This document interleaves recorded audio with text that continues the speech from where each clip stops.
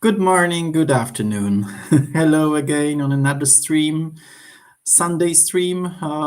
This is not regular one because I try to have regular streams also on Wednesday, but if there is possibility, I always try to come up with something new for you.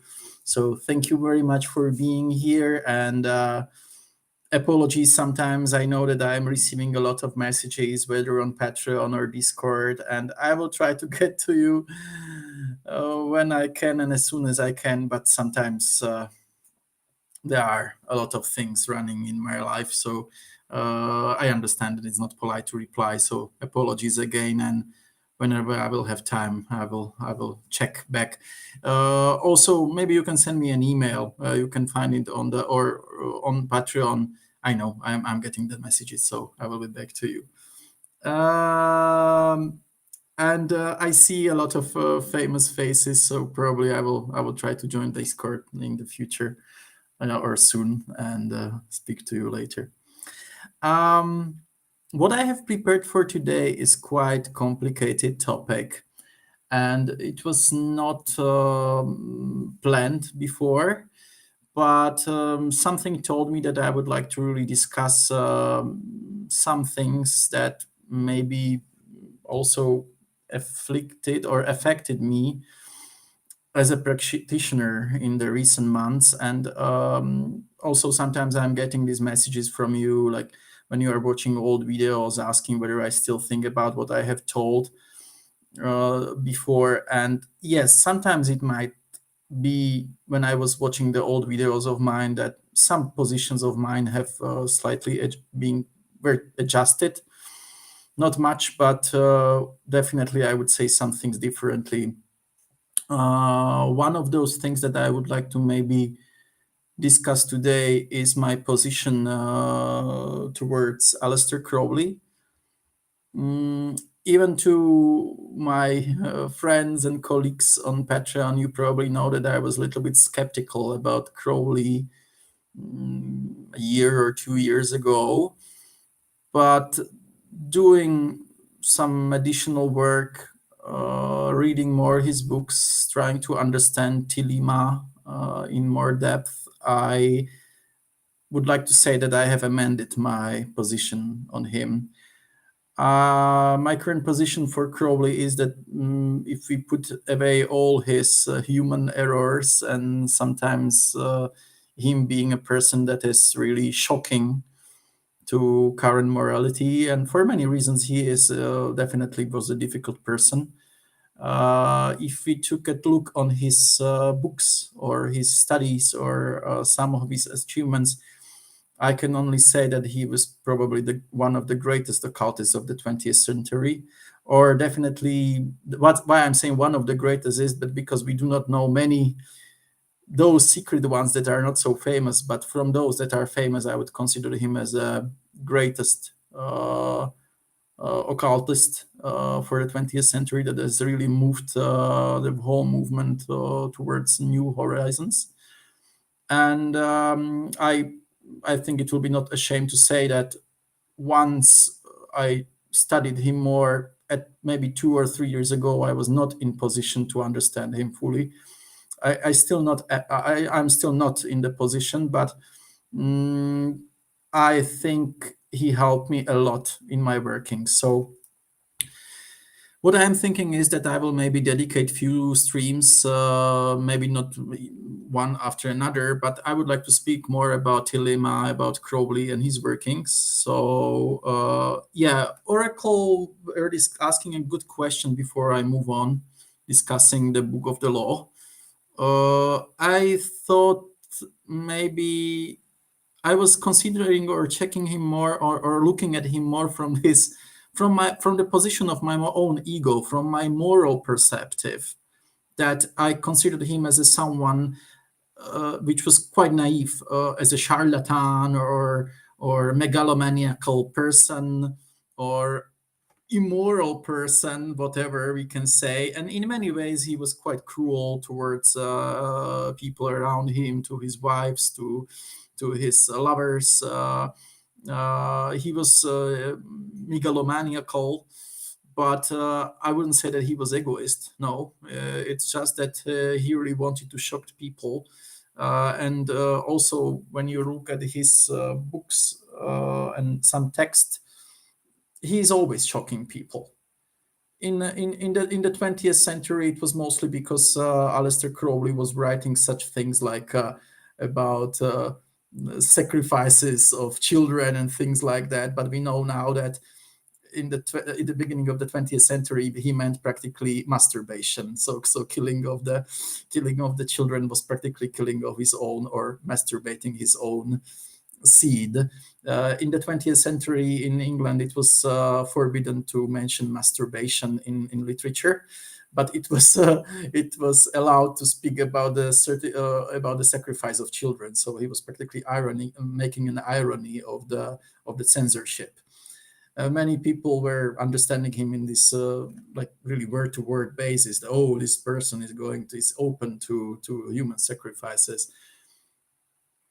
Thing is that he's speaking a lot about it also later, and there are many Thelemists that are discussing what he thought about it, but this is not the topic for today. So I was also thinking about him, that as he has approached Abrahamic ritual at the beginning of his career, and he was not successful at Boleskine House. I considered him that he was not prepared for that. And in that time, he wasn't. But later on, I am fully confident that he moved even beyond that. Yeah. So who am I to judge him? And I can honestly say, those of you that knew that I was trying to do a Abrahamic ritual ended in the same way, and it was not a complete success for me. Although these few months that I have spent on it were definitely helping me, I can say that there were some obstructions, and these obstructions was mostly my ego. But it's not about me. Speaking about Aleister Crowley, still now, I would say, as in his time, we know that he was very open towards sexuality. In that time, he had a lot of encounters with women, with men. He openly practically said that he is influenced, or even by Marquis de Sade, or teachings of the Marquis de Sade. It was absolutely disgusting at the time to speak openly about homosexuality. And for him, I think, although he later on was, I think, bisexual, at that time, it was practically considered that this person is maybe ill in some way. So now, looking at him from a current perspective, or the eyes of the modern people, we see no issue in that. But we have another things that we might say that this Aleister Crowley is shocking us, maybe because of his openly racistic comments. So he writing a lot about race from the position of the person of the earliest 20th century. But modern Thelemists would say that even his racism, or some people might say that he was a racist. I don't think that he was. He was just looking at the specific cultures through his own eyes. So for example, he said about people of the Arabic origin that they are noble, that he was happy about their way, how Islam is powerfully getting stronger and stronger. He considered Islam a religion of war. Sometimes, if we would say it right now, of course, that would be something terrible to say. But these are the words of Aleister Crowley, and I wouldn't say that it was meant in derogatory way. And I am going into the Book of Law, which is much about revolution or changes or the change of the eon and things like that. He believed in conflict as a source to change in the world. So or he spoke. So even now we can say that Aleister Crowley is is a person that might even disgust you. He spoke so many things that each age would say that in some way he's strange or ill. Maybe this is also the reason why there was never a movie or TV series made on Aleister Crowley. And I can now really say, like those of you that watch not Netflix, although it propagates a lot of open sexuality, everything that's totally fine. I wonder they will not make a TV series about Aleister Crowley because they would say that Aleister Crowley was a racist or amoral person. I would be very surprised if they do it, and if they do it, if they will picture him correctly. And Aleister Crowley, as a person, also changed his positions many times. He was megalomaniacal. He even openly said that we should distinguish between the works that he is doing, the magical writings, the magical books, and him as a person. Yeah. He proclaimed about himself that he is a sir, although he was never sired, and things like that. And he was also telling things like, "I am here as a new prophet of the new age. I came to. I am a new Christ. Yeah, so I'm a person that is going to shock you, to put you into different, to destroy all your." Former moral boundaries. I am a prophet of the new age many times. And a lot of people would say, oh yeah, we have so many of these. Yeah, we have so many prophets and things saying that they are saints. And he was proclaiming that he's a saint, yeah, things like that. But and these were my reservations. But later on, I understood that we have to totally differentiate from Aleister Crowley as a person and Aleister Crowley as adept of highest magnitude that we practically know in the 20th century.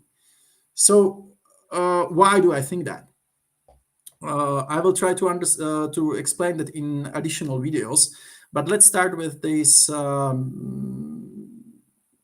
with a book that is really considered as a sacred text by those that consider themselves Thelemists, or those that are, because Aleister Crowley, we know there is a lot of history about him, his workings. He was many things. He was a chess player.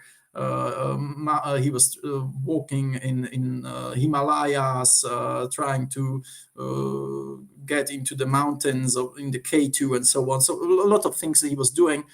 But mostly he understood his true. He's coming with these words like that do what you will should be the entire law. But with the true will, we understand, or we should understand Crowley not as a person that is saying true will is that I will do only what I want. Yeah, this I would say even primitive way how many Satanists understand that. By the true will, he means the truly deep way. What is our purpose in this, he would say, incarnation, or in this current world? What are we? What is our plan in this world, where we are led? It doesn't mean that we should be rich, poor, or whatever. We can be beggars, we can be multimillionaires, but we have to go through it's not about money at all. It's not even about magic. Some people should be magicians, some should be something else, some should be doctors, or just people doing raising their families. But it's the way of the internal understanding of my will and be in absolute connection with it, which requires extreme discipline. And many people, especially in magic, and this is always that he was telling to others, are approaching magic through the filter of their own ego. They do it because they want to be powerful. They want to have special powers. They want to speak with the spirits, not because of some internal search, but because this is cool. Yeah. So usually 99% of these people will fail. So his decision was to be himself, and he was example to himself, and people were trying to follow maybe his philosophy, not because they wanted to emulate him and be like Aleister Crowley. I understood also that I can't be Aleister Crowley because I am not like him. I am born under different star. How would they say? Crowley and not Crowley. It's mentioned in this the Book of the Law. I will get very soon to it. There is a saying that every man and every woman is a star. So this is the things from. This is the basic motto of his. Yeah, what he means by this star. If you watch my previous videos, we know that by the star, even ancient Chaldeans, ancient Greece, Zoroastrian traditions, by the star they understand the godhood, the god, the deity. So he practically is saying, as he was very, he's saying that every man or every woman is a deity for himself. Not that we are. It's, and please don't understand me in this cheap way, like you should become a living god or something. I'm getting very, very critical to it because it does a lot of misunderstanding in current. It's not about becoming a deity. It's about becoming about a deity, understanding that deity is not the final thing. It's just one movement to what I will describe later, to so-called hadith, to absolute understanding, connection with something that we can't understand, to be practically non-dualistic, but it's complex thing. So he says that if we work according to our internal absolute will, unless we can become truly ourselves. But to be our star, he says that there are so many foggy stars in the world because there are so many people that are just working with their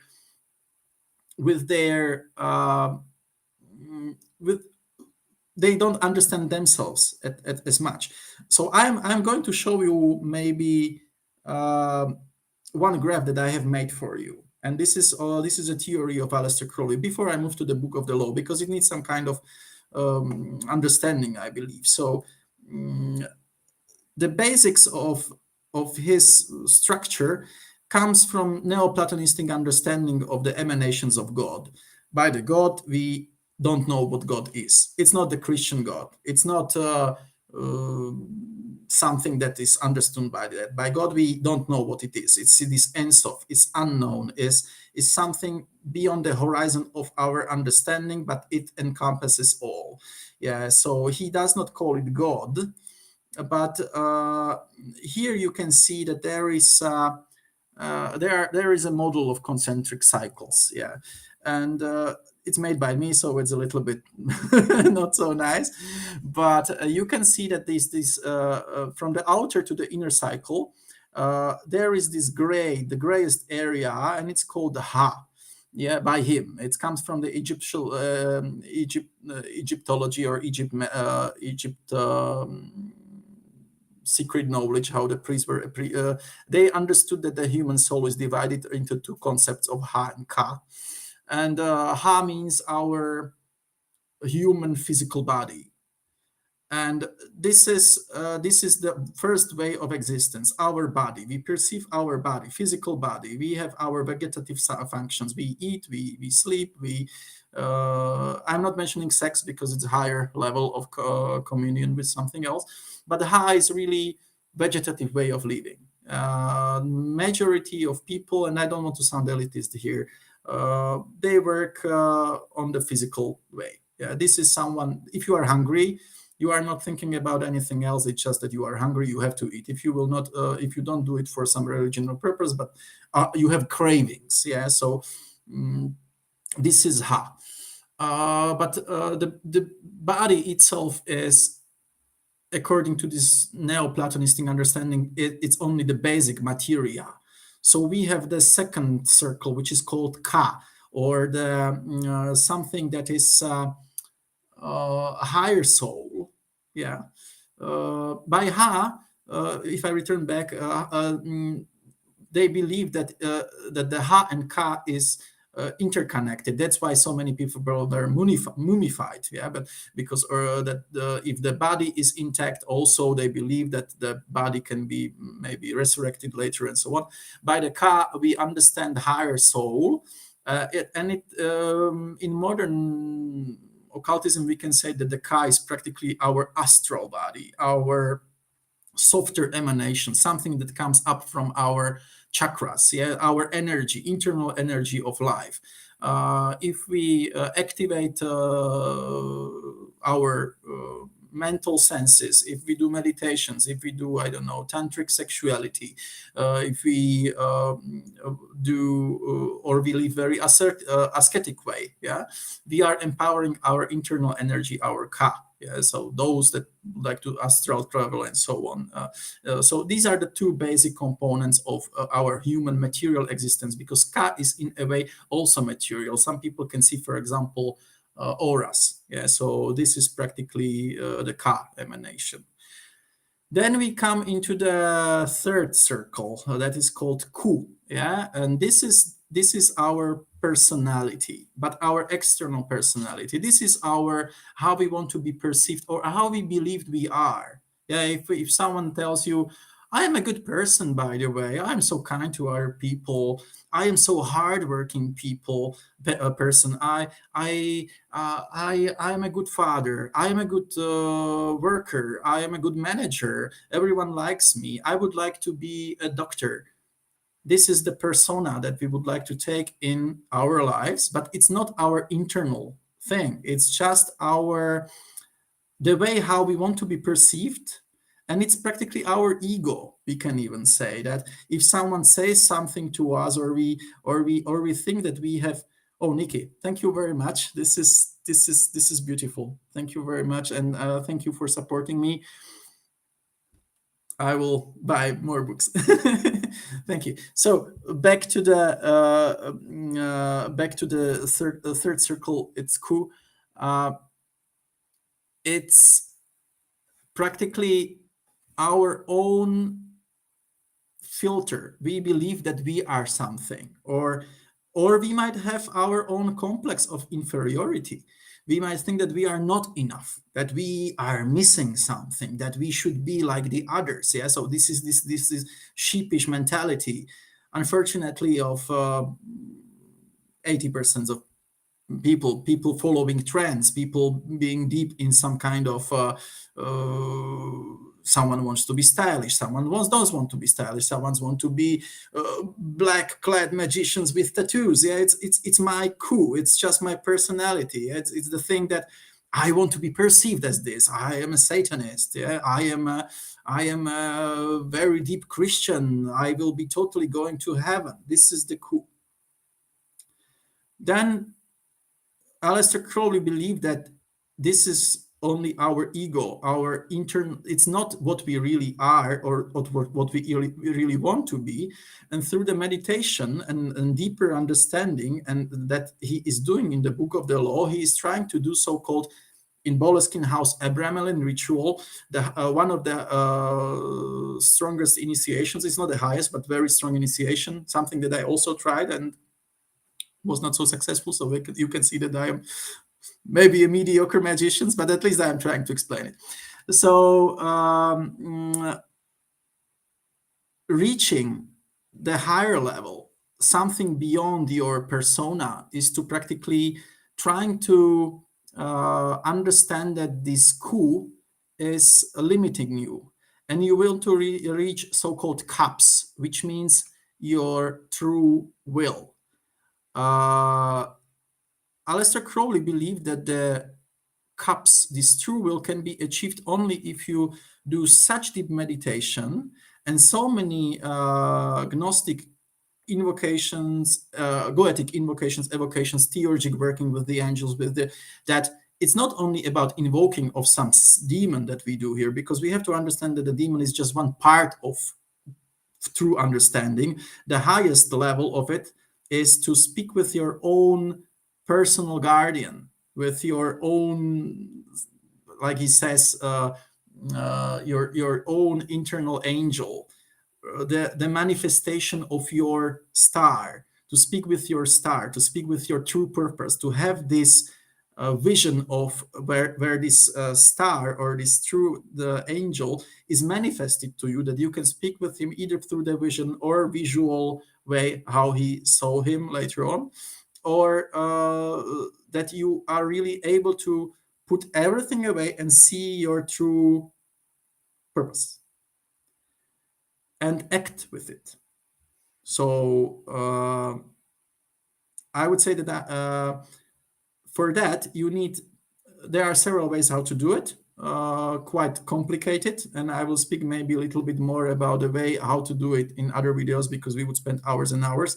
But maybe you can watch also my videos. I know that they are a little bit general, but I will be delving deeper into these techniques, advanced techniques, how to really go either through Abramelin ritual or other types of workings later.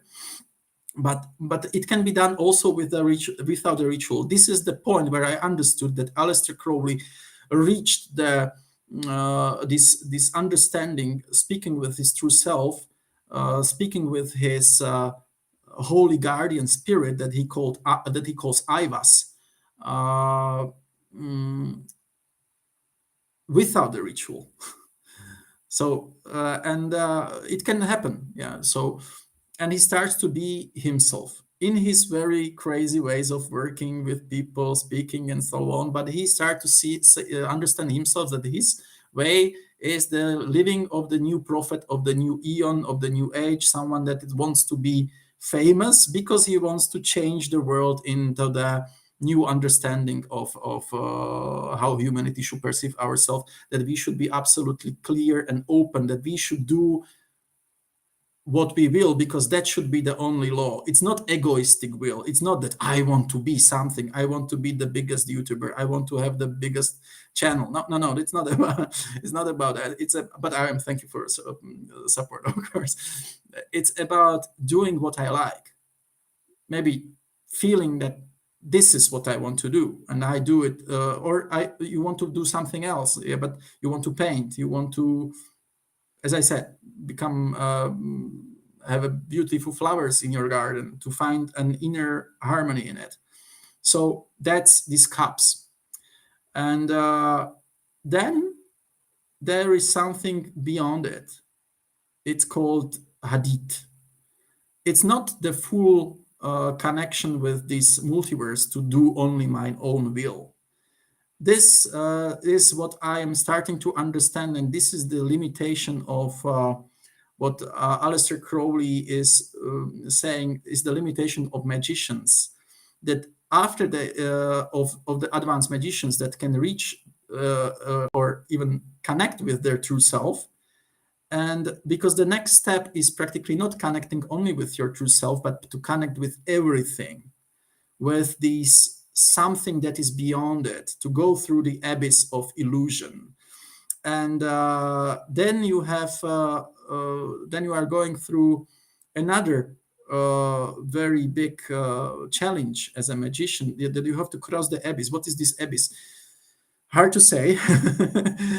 It can be also explained as a dot in Sephirotic tree, but we can say that it's ocean of egoistical or even like archetypes, that you have to understand that all is illusion. It's the Maya that you go through. It's very hard to explain from our own understanding, but it's about going beyond all your own will, that you are becoming part of everything. You understand that it's not only one star around us, and you have to cross the abyss because you are practically dissolving your ego totally. If you reach this status of the cups, it means that you understand your ego and you can differentiate, oh, this is just some low requirement. I want to have something, but my purpose is somewhere else. But in this higher level of thinking, you are beyond it and you understand that nothing matters at all. But we can't take it from the negativistic way that nothing matters at all, because if you haven't gone through, understood yourself totally, if you haven't become this Nietzschean superhuman that is beyond even your own true searches, that you understand that there is something beyond it, you will be not able to understand or feel that there is only these unities of everything. And many powerful magicians stops at this point. They say, I don't want to become dissolved. I want to apply my will everywhere where I want. I want to be powerful. I want to do magical spells that brings me wealth, that brings me money, that brings me women, that brings me men, that brings me fame, that whatever. It's a trap. It's a trap of superego. It's a trap of Coronzon that Aleister Crowley believes. It's what it is. It's the become the living God. Let's say it's this idea of I am a God, but there are things beyond God. God is just the superlative of it's a very highly advanced being. Even in Buddhism, we can say that many lamas were saying, "Who is the biggest enemy of me as a advanced monk that wants to be in connection with everything, that wants to go beyond the horizon of willing? It's the gods, because it's my ego to become powerful." Yeah, so I will speak a little bit about the problems of the left-hand path, or the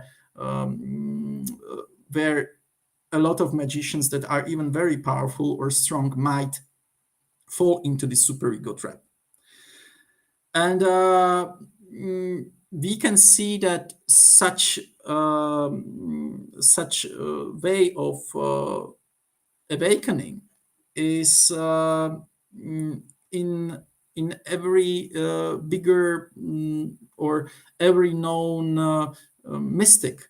Aleister Crowley was never saying anything about, never saying or mentioning this model to, for example, Jesus Christ. Yes, but if we say that Jesus Christ was not the God's son and things like that, but we will say that Jesus Christ as a mystic. So we can see the parallels here to this Crowleyan model. What was the first thing? The first level, like there are 4 initiations. So the first initiation to go to understand from Ha to Ka, to become to understand, to be cleansed of your basic physical needs, these elementary needs of hunger, food, this super materiality, was for Christ practically his baptism. When he went to the water and he was baptized, it was cleansing from his. It was a reborn. It was being reborn into the new, better body. So from Ha to Ka, or we can say in Crowleyan terms, he has achieved spiritual silver. He was cleansed. This is happening to many magicians that do, for example, their first successful invocations with their spirit, or had a glimpse of something, or a vision, or you understand that there is something beyond the materiality of the things, or you really have this feeling. Probably many of you, if not, there might be very advanced people here watching me. It's practically when it happens, okay, I want to go further. So it was the baptism. What was his Abramelin ritual of Jesus Christ? Yeah, Crowley tried to get this in the Boleskine house. He failed. Later on, his Abramelin ritual, or his meeting with his internal spirit, was this Aiwass, where he writes the book of the law. I'm getting into the book finally. But for the Christ, it was his 40 days on the desert, where he, according to the Bible, again, misunderstanding some terms of Satan, Lucifer, and so on, saying that he was being practically challenged by Satan.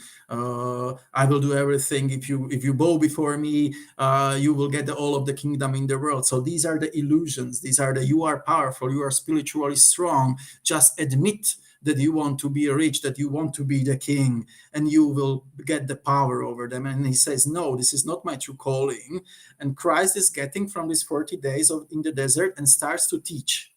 So he gets so-called spiritual gold, or becomes so-called magus in the Thelemistic understanding. But it's still not highest understanding, because Christ still needs to go through so-called abyss, although he is a teacher, he has to go deeper, and he has to cross the abyss of total illusion to break through that he has to understand he is not only a teacher, he is not someone, he is more than that. He wants to become part of God, or this, and he calls it that he's a son and so on.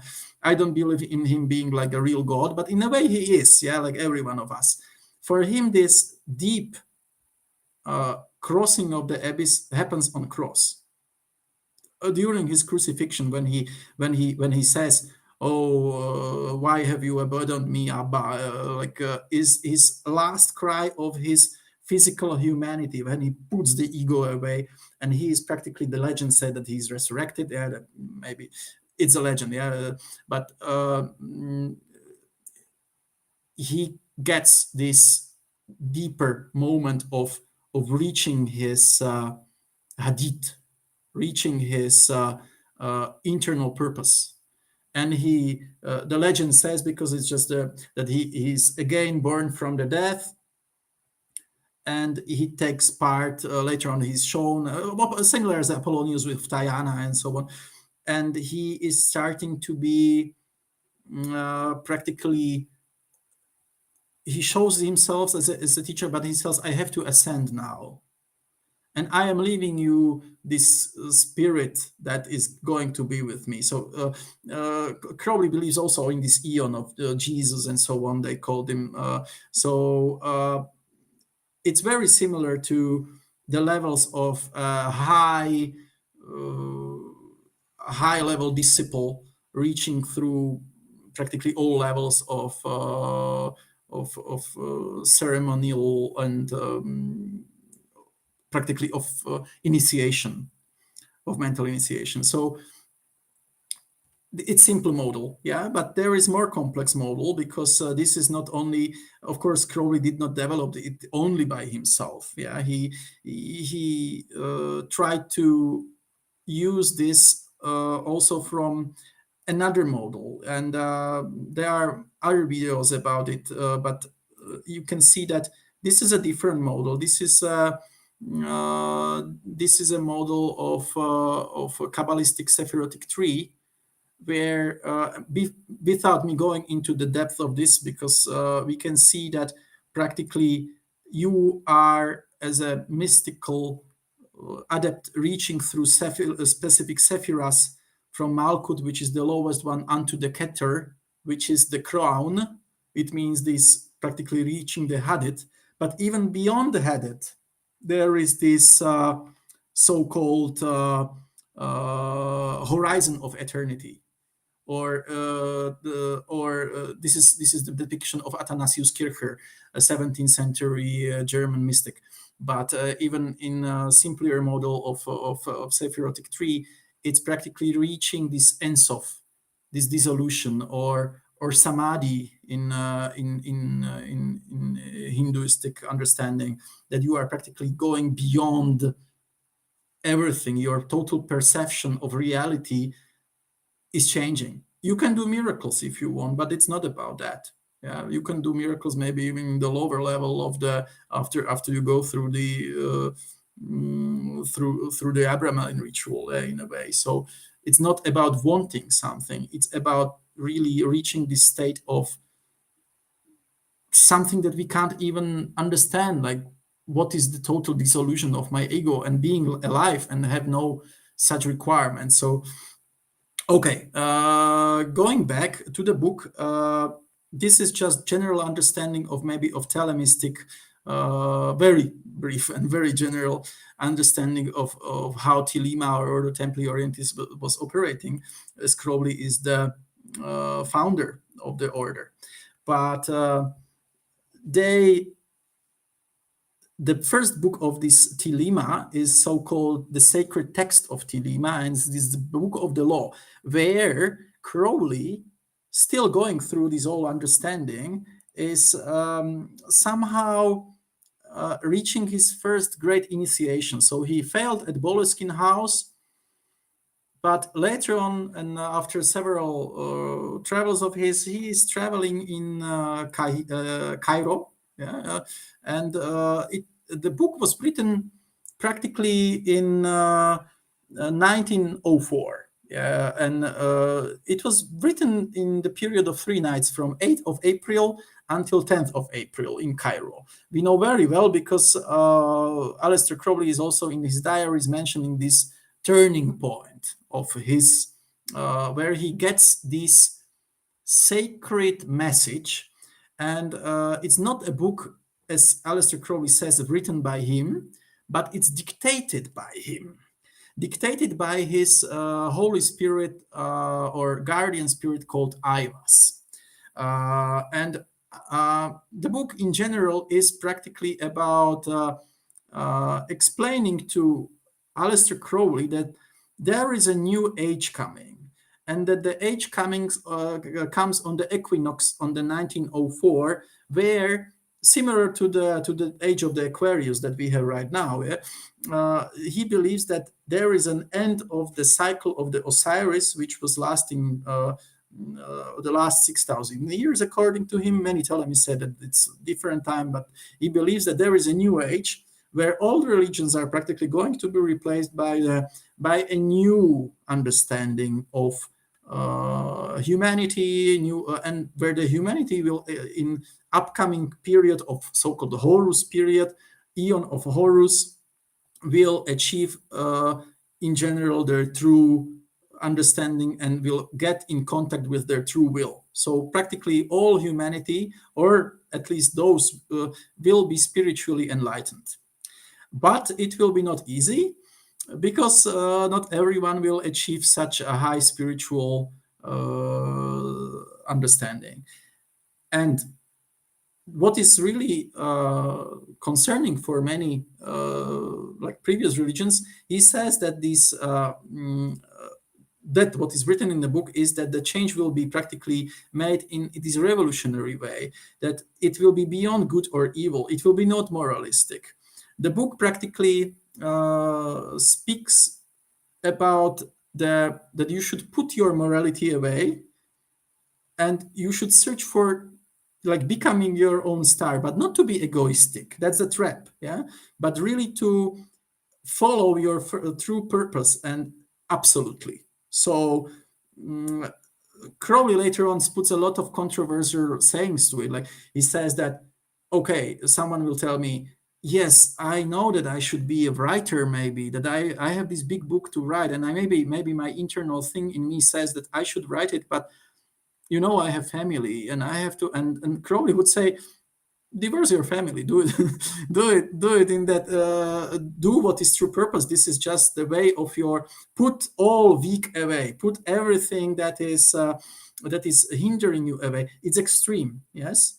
He was also saying, like, do your meditation, do your invocations, meditate and try to achieve silence, but then you hear the dog barking around on the street, shoot the dog.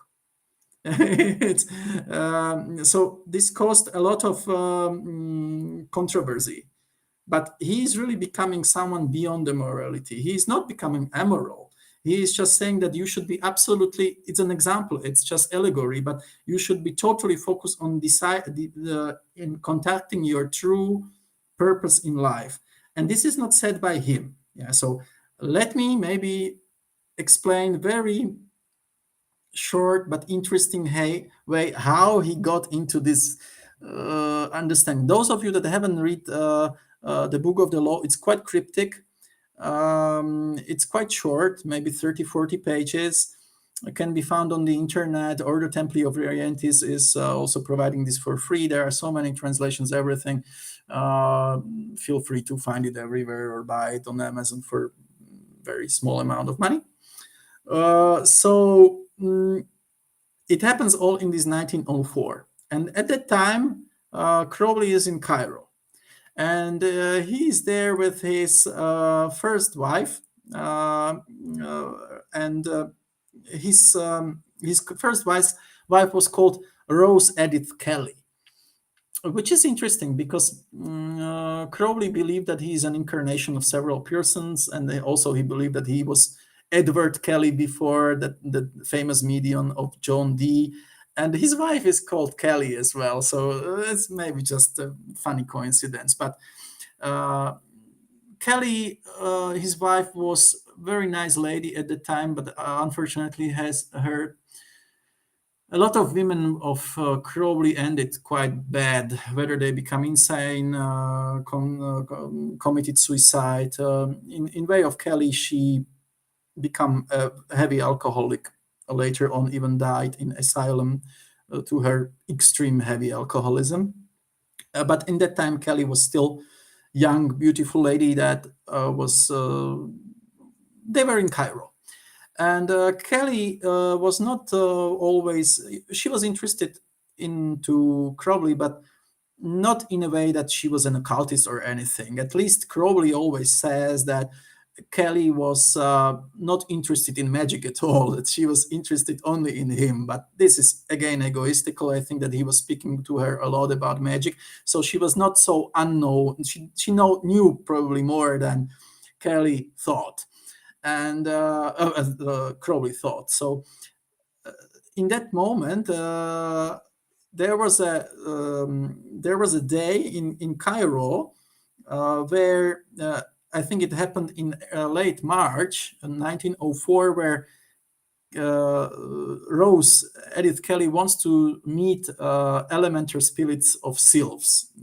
Sylphs are the spirits of the wind, and they are usually manifesting themselves in very nice visions, like a beautiful women and men. So I can understand that the young lady wants to see this wonder, and Crowley wants to show her her power at that time. So he says to her, "Okay, I will invoke those spirits with you, and you will see these wondrous spirits of the air." And it fails. So Rose Kelly gets into light trance. Probably some narcotics are used. Yeah, we do not know for sure, but knowing Crowley, we know that he's using this type of things a lot. So probably Kelly also was induced this, but she gets into the light trance, and without seeing everything or without any manifestations or visions, she gets into this light trance, and she says to Crowley, "They are waiting for you." And Crowley is not putting this into much. He is not much interested in that. He thinks that she's in some kind of weird trance, and what they are waiting for me probably. And generally, he had at that time quite low thinking about women. That he thought that she is just maybe having her own vision. So and the vision ends. The sylphs ends, but the Kelly changes in upcoming 2 days or so. She is very strange, distanced, like still in this light form of trance, and she tells him that there is some kind of gods, Egyptian gods. At that time, she is not mentioning who, but she says that he should reach or meet with the gods very, very soon, and that they are waiting for him, and that he should invoke gods. And so he decides, okay, and still does not want to do anything. So 2 or 3 days later, he continues with his own workings in Cairo. They are living in a nice apartment, and he is going to invoke the god Thoth. Thoth is a god of wisdom. It's a Greek pronunciation, and the invocation is somehow successful, but because Kelly is in the room, although she is not participating, but she again says to him, "They are waiting for you, and Horus, you should invoke Horus, the son of Osiris."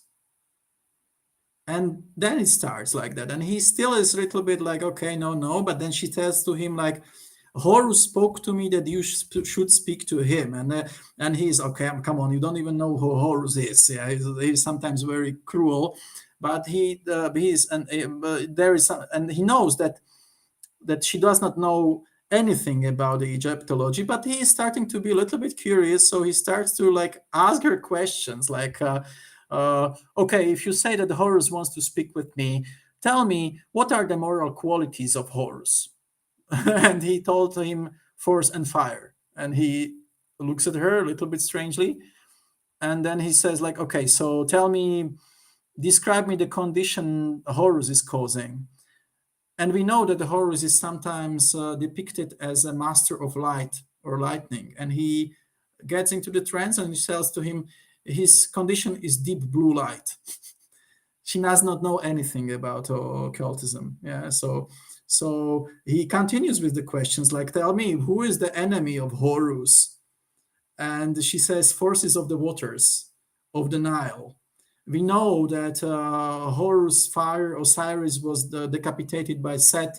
His body was put into the Nile. Yeah, so Set as a master, sometimes shown as with the face of the with the head of the alligator, is the biggest antagonist of Horus. Yeah, so she says, forces of the water, of the Nile. So she tells him things like a planetary nature of Horus, or even the number of Horus, and he starts to and still then they go into the museum, and last thing is he's asking her, okay, show me who from these gods is Horus. And she's walking around these steels, in archaeological steels and things, and then they stopped in an artifact called under number 666. At that time, that number of there is a stone from steel, and the number of that artifact is 666, which also Crowley calls himself Beast 666, and he is really puzzled. And the artifact that he sees is the steel of how to call it, the steel of revealing. Yeah, I will show you how the steel of revealing looks like. Yeah, they see this. If you will be in Cairo, you can visit this area. You can see the steel by yourself. It's still under the number 666, and this is the holiest of the holy artifacts of the Thelemistic order, or Ordo Templi of Orientis. Crowley even later on speak with the archaeologists. He creates this copy of the steel. But what is this steel about? Yeah, this steel is saying is practically depicting, and you can see there is this lady which is like in this big gate form, like there is this Nut, this black lady. She represents Nuit, the goddess of the night. That is first time speaking with and then there is a priest that is giving practically offering to Horus. The Horus is depicted there with this sitting on the throne with this falcon-like head, and the priest is so-called in English it's Ankh F.N. Konsu.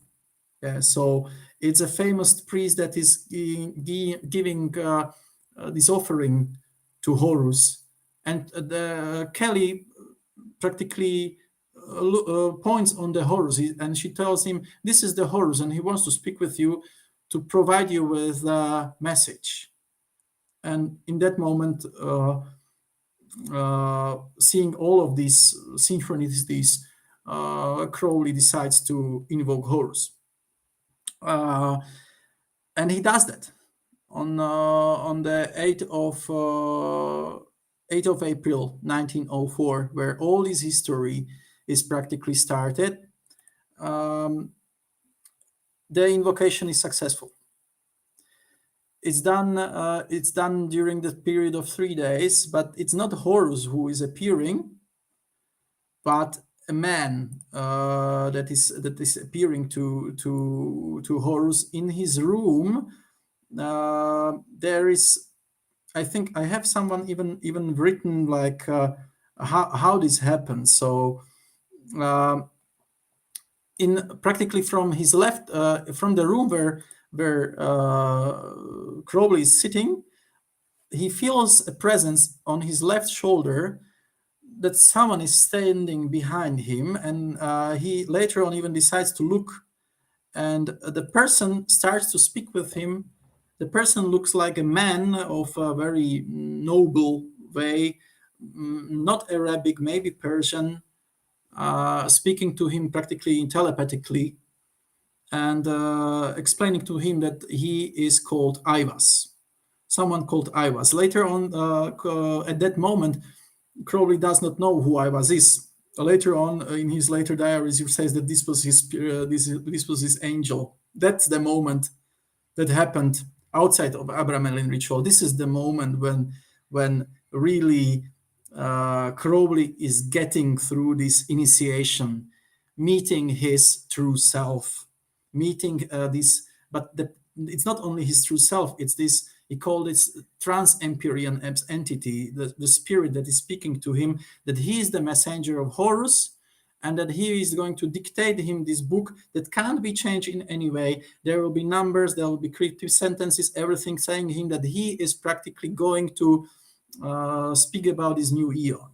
And during these 3 nights that the Aiwass is returning back to him, Jack is asking whether King Person is Horus in demonolatry. I wouldn't say so. Maybe I would consider some magicians say that Horus might be Haures. Yeah, so it's a different spirit. Person is one of the kings. So many think that Horus is Haures. I invoked Haures, but I haven't had such communication. So to me, it appeared differently. So I can't confirm or nor to deny. Then during these 3 days, 3 entities are speaking through Aiwass, the messenger, to Crowley.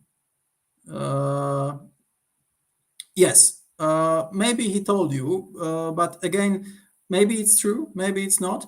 But this is really the thing, that we are receiving so many messages. Why the spirits are lying sometimes or not is that we want to. Maybe you like Horus, yeah. So you want to be in that. You want to believe in that. So I would. I am now very. Take the example from Crowley, how really investigative he is, how he does not believe, how he really does not want to do everything. Something is told to him, invoke me. He does not want to do it. Something tells me, I am that. No, I don't believe you. Like I want proofs. Tell me what is this? Show me the sign of Horus.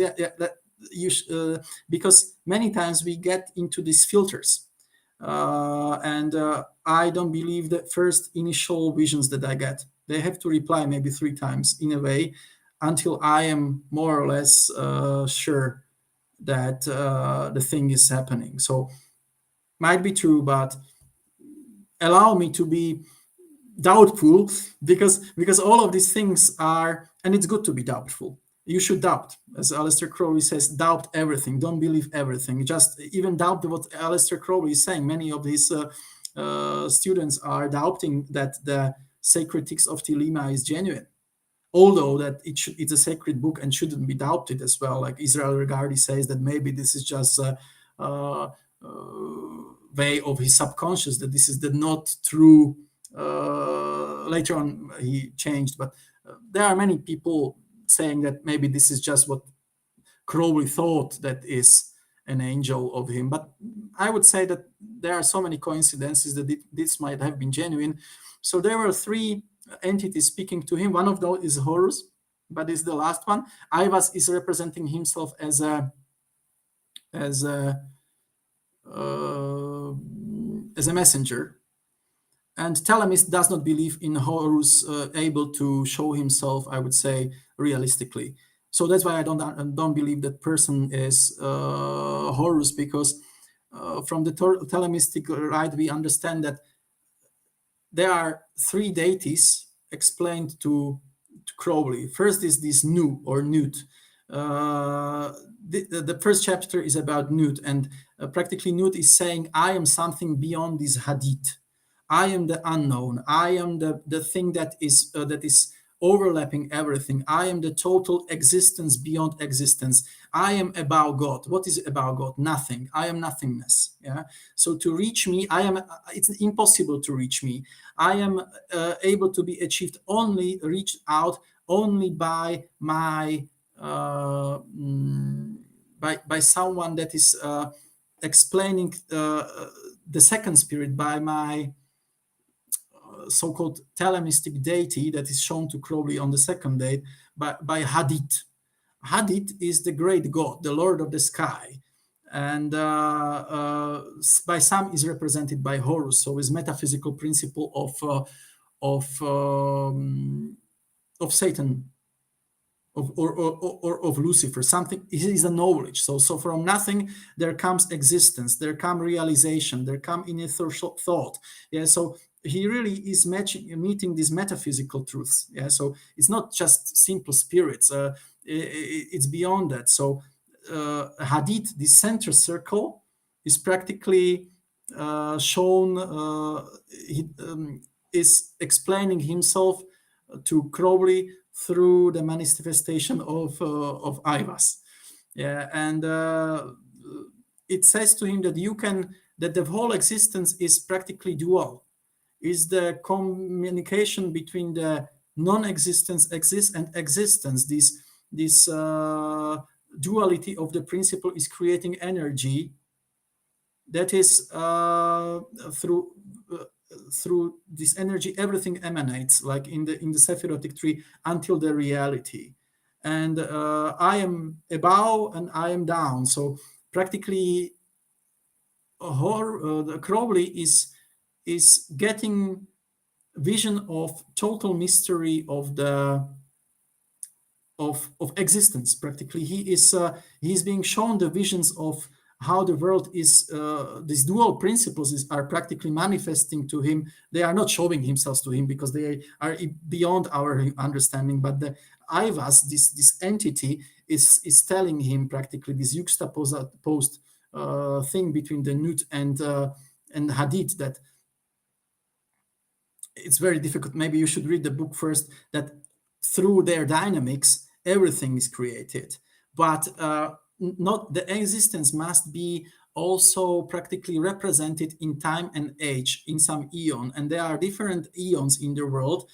And there were 3 eons. The first was the eon of the Isis, which is the primordial phase, time before the humans at all, nature, everything, creation of the plants and so on. There is this Osirian eon that is practically the creation of humanity, gods, things like that. And then he says that there is something beyond the deities, where we as humans will be elevated above these gods. So even with the demons, I understand now that they are lesser to us. Yeah. So or they might be transempirical, but we should aim higher. And the third spirit, or the third god of the Thelemistic deity, is practically Horus, the sun flesh. Yeah. Crowley is mentioning Horus, is naming him Rahor Kut. Yeah. So there are more details about it, but practically he says that now in this age we are going through the age of Horus, where we have to go beyond standard morality, standard ideas of how we perceive things, beyond faith. Yeah, in something we should be more doubtful, more insightful, look not on the idols but look deeper. Yeah, so the Book of the Law is extremely complex writing, and it's considered the basics of Thelema, very metaphysical. Yeah, so many people would say it's incomprehensible. Yeah, so, but if there are even Thelemies that try to invoke Aiwass. Speaking about Aiwass and these other things, I would like to speak more about Thelema and their orders and initiations. What did Thelemists later on develop from this? Maybe in additional video, but the Book of the Law, if you want to read the Book of the Law, it's quite short, but if you are interested in the explanations behind it, I would recommend you two books, maybe. The first is the commentaries of Aleister Crowley to the Book of the Law from his own position, or L'on Miloduquet Thelema. Yeah, that's also a great book. Why do I think that this Thelemistic way of magic is so powerful or full of answers? I think it's much more. It gives much more sense. It combines Gnostic, Kabbalistic, Luciferian understand. These concepts are great food for the thought. Yeah, I will not rate the Book of the Law because it's a sacred text. So it would be like for the Thelemists. So it's the same if I should review Bible or Quran. So I can only recommend the book for further studies. It might be considered as a form of poetry, but definitely it was written in a moment of trance, of automatic writing, of someone who really sees things and visions that are yet to come. The Book of Law also writes a lot about the future. Yeah. Some questions, maybe. I'm speaking a lot. Okay. Solemson, haven't heard it be referred to as a book of creation. Okay, maybe I can describe these quite complex numbers that are in the book. I wouldn't call it maybe the book of, or maybe there are some schools of Thelema speaking about it in this way, but Crowley, being really an expert on Kabbalah and numbers, this is the original cover of the book. It's called Liber Alve Legis, and you see here very specific and strange numbers. So the first book, practically, it's in Latin, so it's the Book of the Law, and the numbers you can see here are practically the first. What you see is this CCXX, which is practically the Roman number of 220. What it represents, for those that you are interested maybe in numerology, by 220, Crowley means these numbers represent the Sephirotic tree of life. 10 numbers 22. So we have 10 Sephirots and we have 22 lines between them. So 222 means practically all channels of creation. So the book, this number 222 is the holy or secret life number for all creation, whether manifested in material or immaterial world. Yeah, manifested from this newt. Then we have XCIII, which is practically number 93 in the Roman, and it means combination of practically it's enumeration of the world of the law and so-called Thelema and Aiwass. Yeah, so together somehow it means like that the book is written by Aiwass. It brings this new order in the way of Thelema, and it also is the book of it means that it represents the world of the law, so it's practically unchangeable holy scripture. DCLXVI is, of course, 666 in Roman number, and it represents the number of Crowley, or the number of the great beast. In Thelemistic order, this means practically the ranking of Magus, which is one of the highest rankings. Yeah, so we can say that this is a way of saying that the book was delivered by Aiwass to Crowley, who is the beast 666. So quite crazy, right? Yeah, so this is how Crowley is describing these things. So, but it just shows that to really go deep into the understanding of the books, you should be at least on some understanding with numerology and more. If you are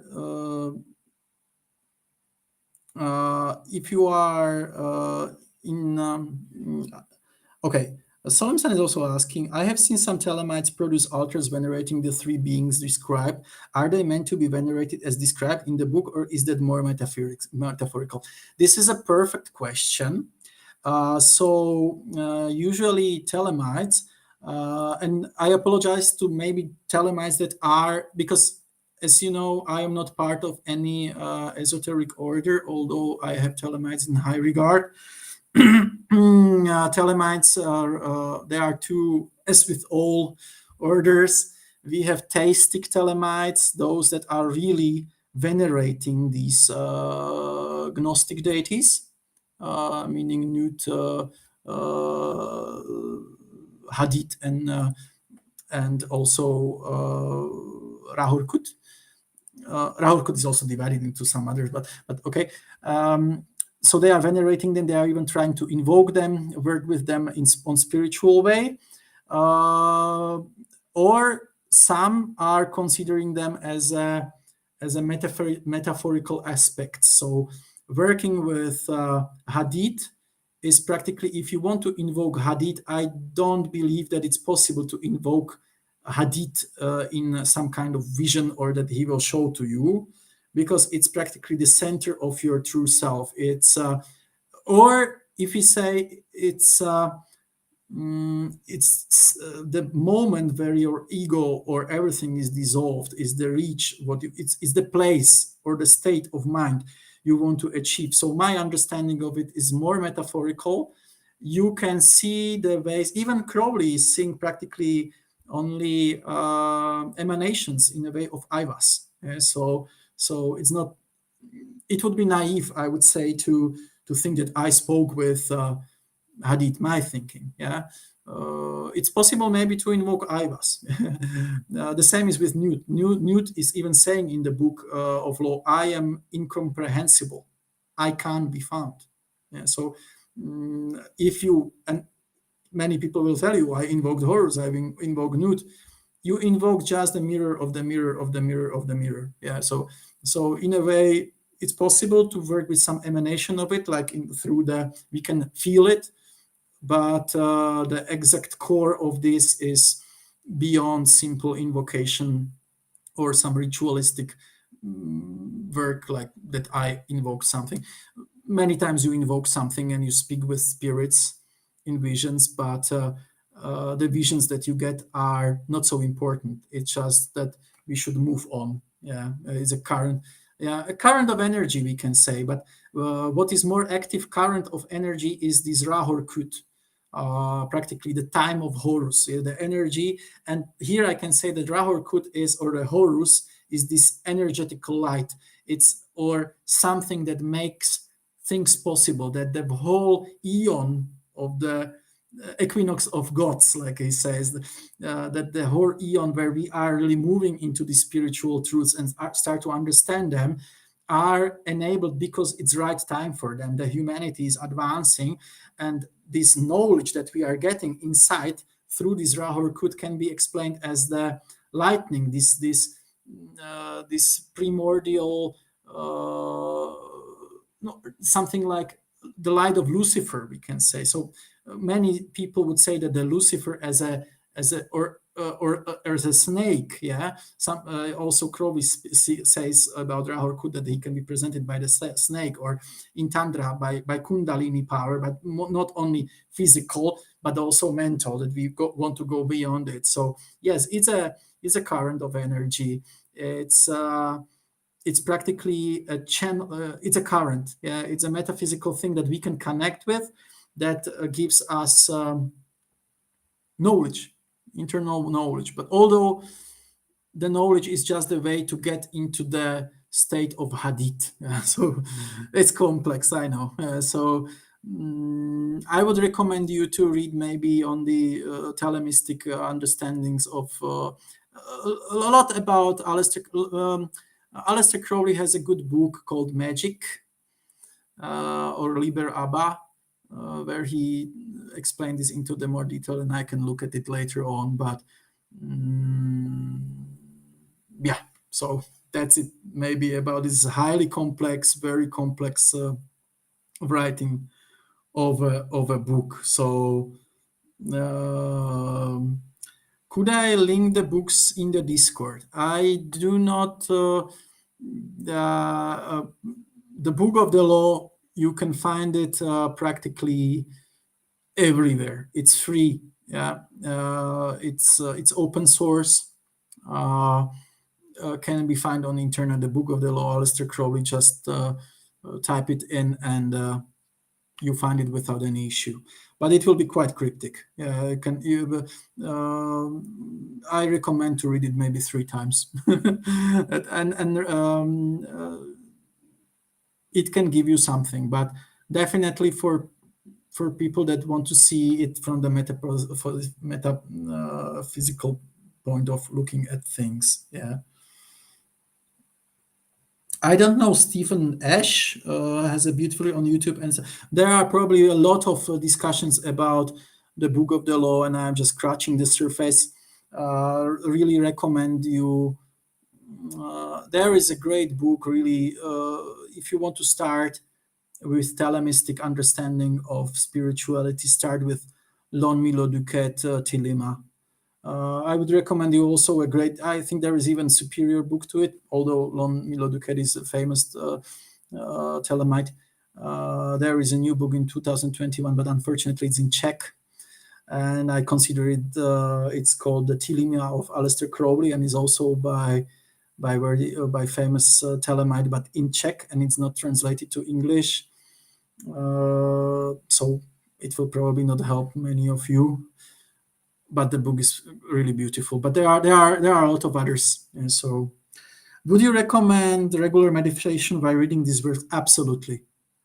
I believe that the truth in these books can be, even what I'm saying to you, you can see that it's very hard for me to explain it, because it's this experience is not shareable. It's something that should be. It's similar, like if you read the books of saints, like Hildegard of Bingen or someone. It must be perceived. It must be felt through. Even if Aleister Crowley is maybe describing the most hidden secrets of mechanism of creation, there is a high level of probability that all that I am saying here, or you will read in other podcasts, or everyone, is just sensationalistic things. That, okay, so there is some kind of hadith, and then there is this and this and this. It's not. We have to perceive all of these layers of understanding. Yeah. So again, like, to reach this, you have to move from your basic feelings to your higher, to reach the second circle. You have to be able to astrally travel, to do meditations. Yeah, Aleister Crowley is very hard to his students, just to say how difficult it is to get into the stage of this.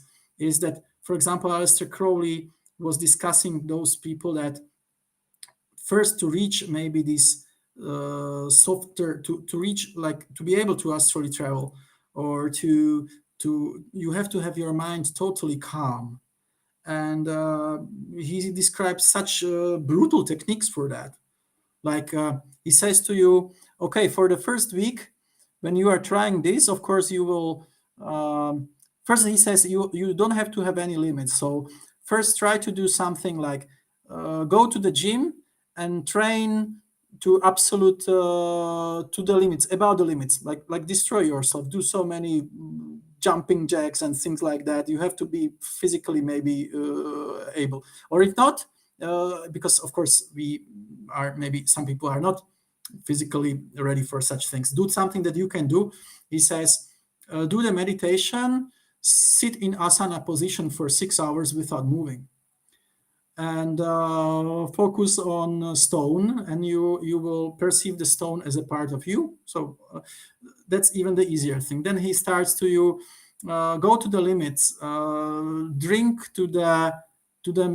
drink alcohol, and test yourself how long you can drink alcohol, so you can still control yourself. Yeah, so you will not, and have then eloquent discussion about some philosophy after drinking so and so beers. These are the lighter things. Then he says to you the second week, try to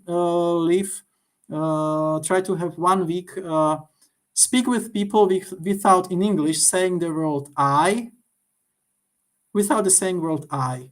You will not say the word I in English for a week, because you have to stop away from your own persona. There is no I. So, and he says, if you say I, you will take a razor and you will cut your hand for each I you say during that week. It's brutal. Yeah. Here I want to say that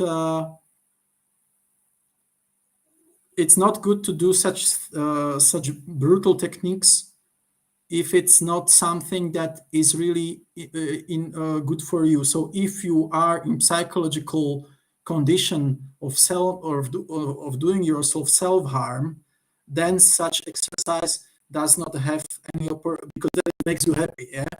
Or if you are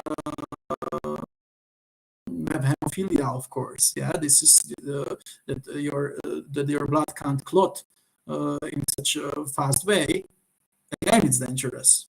Yeah, so don't do crazy things. It's even abolished by Thelema. It should be always a technique that is inconvenient to you, or sit in inconvenient position. For example, do it that way that you will not cross your legs during. Things like this happen. Okay. Thank you very much, Holmes. Yeah, thank you very much. Thank you. I believe that only after going through these difficult moments of even mental self-torture, you will be able to keep your mind quiet, or he will tell you something like, you have to now. I hope I'm back. Probably you have lost me for a moment, so I hope I'm back. So there is also a possibility to, like Aleister Crowley will tell you,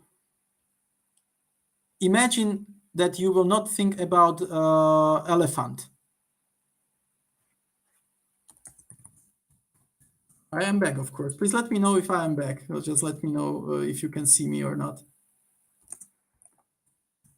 Okay. If you can see me, so just to make it short, Aleister Crowley will tell you, don't think about elephant. Put the word elephant or the image of elephant out of your head. Try to do it. If you will be able to do it, then you are on the right way to achieve the moment of emptiness. And when you are empty in your mind, you are able to get into this. Then you can start to imagine that you travel in this type of thing. So it's very hard, yeah, even to achieve the first levels, and not even to practically, you have to defeat your ego, your ego, your requirements, everything. So I speak probably for too long. So to make it short, uh, uh,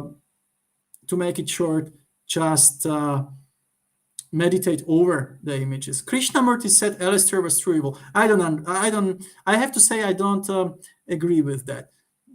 It's easy to say that but probably Crowley would like that. If someone would tell him that he is the pure evil, he would say, "Yes, I am." Yeah. But he would probably say that he is like beyond it. Yeah. So I think even to consider someone like the evil or good is beyond what Crowley wanted to preach. There is no good or no evil. There practically only is, and at the end, only the is not existing. And I'm not teaching moral relativism here. It's that for Crowley, it's beyond it. It's about the true will. True.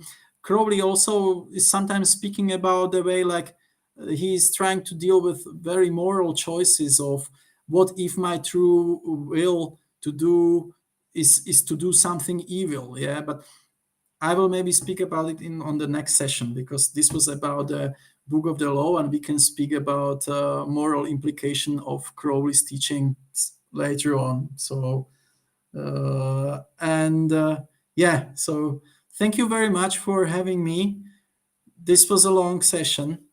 I recommend the Book of the Law. Read more podcasts. I believe there are a lot of Thelemists on the YouTube, but at least first and try to read it, meditate over it. It can give you some nice insights. Yeah. So have a great day. Have a great evening, and see you later. Bye bye.